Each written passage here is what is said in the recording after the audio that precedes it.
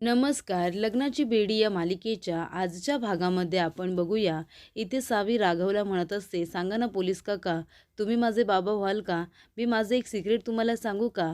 जेव्हा जेव्हा मी माझे डोळे बंद करते ना, माझे बाबा कसे असतील हे इमॅजिन करायला, तेव्हा माझ्यासमोर फक्त तुमचा चेहरा येतो. मला तुम्ही माझे बाबा म्हणून हवे आहात. मी तुम्हाला दत्तक घेऊ शकते का?" तेव्हा इथे रुक्मिणी म्हणत असते, "ह्या मुलीला कोणीतरी थांबवा. अजून डिपार्टमेंटसमोर किती शोभा करून घेणार आहे आपली काय माहिती."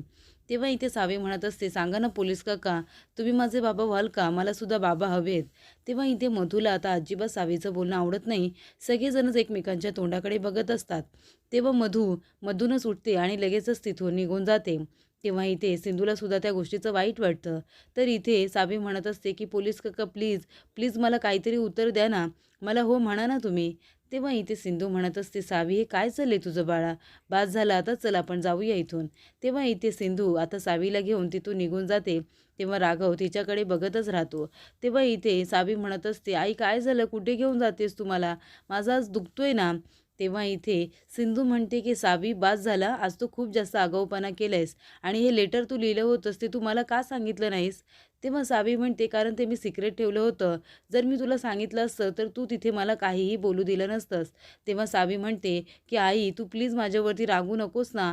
मी जे काही बोलले ते सगळं खरं होतं."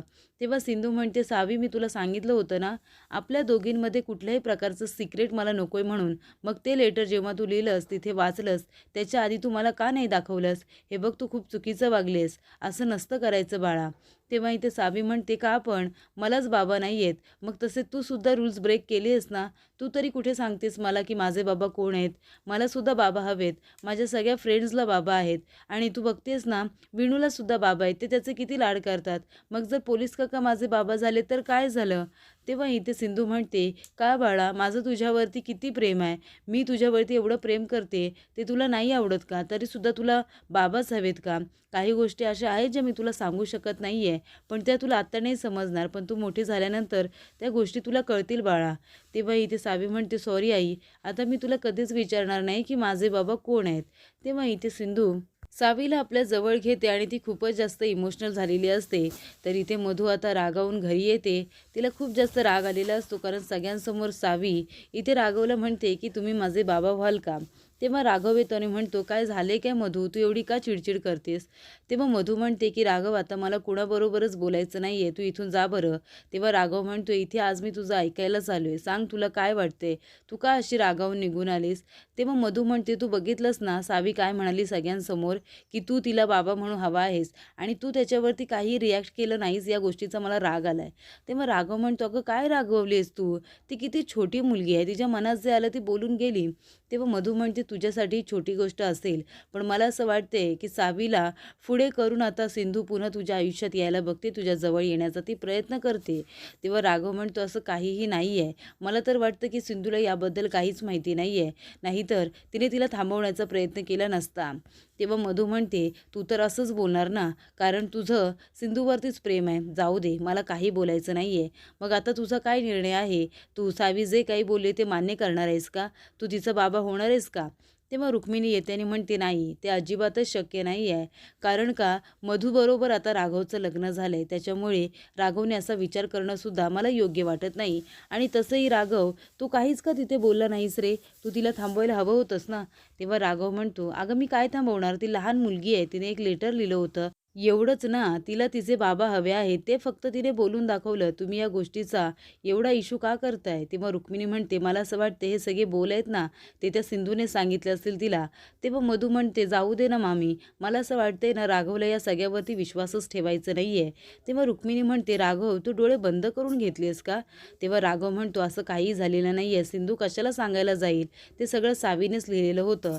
तेव्हा इथे रुक्मिणी म्हणत असते, "हे बघ राघव, मला असं वाटतंय ना, तू जरा त्या सावीचा जरा जास्तच विचार करतोस. पण तू का करतोस? ती एक लहान मुलगी आहे. तिला तिचे बाबा नाही आहेत, फॅमिली नाही आहेत, म्हणून तू त्या मुलीचे लाड करत नाहीस. तर ती सिंधूची मुलगी आहे ना, म्हणून तुला जरा तिची जास्तच काळजी वाटते आणि हे आमच्या लक्षात आलेलं आहे. पण आता तू एक गोष्ट लक्षात ठेव, ती मुलगी जे काही बोलली आहे ना, ते सगळं तू विसरून जा.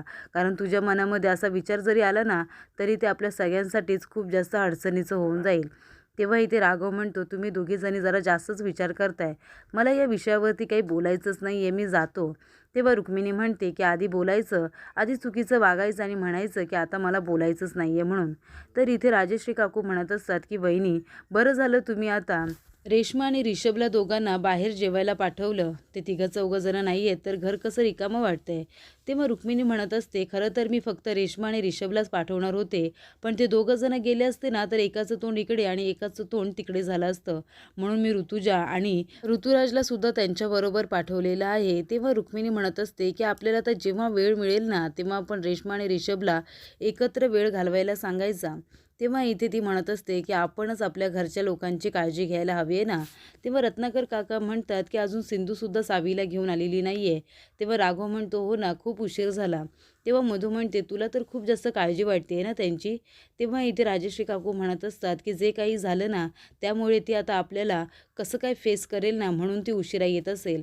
तेव्हा रत्नाकर काका म्हणतात, तू उगाच आहे ना सुतावरून स्वर्ग गाठू नकोस. तेवढ्यातच तिथे आता सिंधू आणि सावी दोघीजणी आलेले असतात. तेव्हा सिंधू म्हणते की सावी जे काही बोलली ना तिच्यावरती नेहमी तुमची माफी मागते, ती असं बोलायला नको होती. तेव्हा रुक्मिणी म्हणत असते, आता काय फायदा, जी काही नाचक्की व्हायची होती ती झालीच आहे ना. तेव्हा इथे सिंधू म्हणते की नाही, पण मी तिला आता सांगितले ती पुन्हा असं कधीच बोलणार नाही. तेव्हा राजश्री काकू म्हणतात की मला तर वाटते वहिनी की हिने सांगितलं असेल तिला बोलायला, ती एवढी लहान मुलगी हे शब्द कसे काय बोलेल. तेव्हा सावी म्हणत असते की नाही विनूची आजी, माझ्या आईने मला काहीही सांगितलेलं नाही आहे, ते सगळं मीच बोलले होते. तेव्हा राघव म्हणतो की आपण तिच्यावरती विश्वास ठेवूया ना, सावी खरं बोलते. तेव्हा रत्नाकर काका म्हणतात की नाही, सावी खरंच बोलते, सिंधू तिला असं कधीच सांगणार नाही आहे. तेव्हा रुक्मिणी म्हणते की तुम्ही तिच्यावरती विश्वास ठेवू नका, लोकांचे फोन आपल्याला येत आहेत ना, ते आम्हाला फेस करावं लागते, राघव तुला नाही. तेव्हा सिंधू म्हणते, मी सावीला खरंच काही बोलायला सांगितलं नव्हतं आणि जर मला माहिती असतं ना तर मी तिला आधीच थांबवलं असतं, पण ती तिथे बोलली. तुम्हाला जो काही त्रास झाला तिच्या वतीने मी माफी मागते. राघव सर, मी सुद्धा तुमची माफी मागते आणि पुन्हा तुमच्याबरोबर असं काही होणार नाही याची हमी मी घेते. मी आता सावीला समजावून सांगितले, ती पुन्हा असं कधीच काही बोलणार नाही. मी तुमची पुन्हा एकदा सगळ्यांची माफी मागते जे काही झालं त्यासाठी, आणि ती सावीला घेऊन तिथून निघून जाते. तेव्हा राघव म्हणतो की काकू, मला तुझं हे वागणं अजिबात पटलेलं नाही आहे. खरंच सिंधू असं का करेल ना, तुम्ही तिच्यावरती विश्वास ठेवायला हवा. आता मी जातो आणि तिच्याबरोबर बोलून घेतो. तेव्हा इथे पाणी पित असताना सिंधू खूपच जास्त घाबरते, कारण राघव तिला अचानक आवाज देतो. तेव्हा ती म्हणते की तुम्ही अचानक आवाज दिलात ना म्हणून मी घाबरले, बाकी काही नाही. तेव्हा इथे मधूसुद्धा येते आणि त्या दोघांचं बोलणं ऐकत असते. तेव्हा इथे सिंधू म्हणते की खरंच मिस्टर राघव, मी तुमची खरंच पुन्हा एकदा माफी मागते. मला माहिती नव्हतं की सावी असं काहीतरी बोलेल, पण ती ते बोलली तर मी तुमची माफी मागते. तुम्ही प्लीज तिच्या बोलण्याचं वाईट वगैरे वाटून घेऊ नका. तेव्हा राघव म्हणतो, नाही नाही, मला काहीच वाटत नाही आहे, ती लहान मुलगी आहे आणि ती बोलली म्हणजे तिच्या मनामध्ये जे होतं ते तिने फक्त सांगितलं. सगळ्यांचे बाबा आहेत आणि तिच्या स्कूलमध्ये सुद्धा सगळ्यांचे पेरेंट आहेत आणि ते विनूचे सुद्धा आई बाबा आहेत, सगळेजण त्याचे लाड करतात. प्रत्येक लहान मुलांना वाटतं ना की त्यांचं कुटुंब असावं, तर तुम्ही सुद्धा तिला समजून घ्या ना. आता त्या मुलीला माहितीच नाही आहे की तिचे बाबा कोण आहेत ते. तेव्हा इथे सिंधू म्हणत असते की मी तिला सांगण्याचा प्रयत्न केला असं नाही आहे, पण त्या गोष्टी मी तिला आत्ताच सांगू शकत नाही आहे. तेव्हा राघव म्हणतो, मग मला सांगा ना, मी तुमची काहीतरी मदत नक्कीच करू शकतो. तेव्हा सिंधू म्हणते, नाही, ते आता सध्या तरी शक्य नाही आहे. तेव्हा राघव म्हणतो, का तिलासुद्धा कळायला हवं आहे ना की तिचे बाबा कोण आहेत म्हणून. तेव्हा सिंधू म्हणते, वेळ आल्यानंतर मी तिला सांगेन, पण आता सध्या तरी नाही. तर पुढील भागामध्ये आपण बघूया. इथे मंगेश आता रत्न पार्किंगच्या इथे आलेला असतो. तेव्हा सिंधू म्हणते की मंगेश, तू इथे काय करतोयस आणि कुणी बोलवले तुला इथे. तेव्हा मंगेश म्हणतो की मला या दोघींनी बोलवले, रेश्मा आणि ऋतुजाने. तेव्हा सिंधू म्हणते, तुम्ही याला का बोलवलेत आणि मला का सांगितलं नाहीत. तेव्हा इथे ऋतुजा म्हणते, आम्ही त्याला विचारणार आहोत की सावीचे बाबा कोण आहेत म्हणून.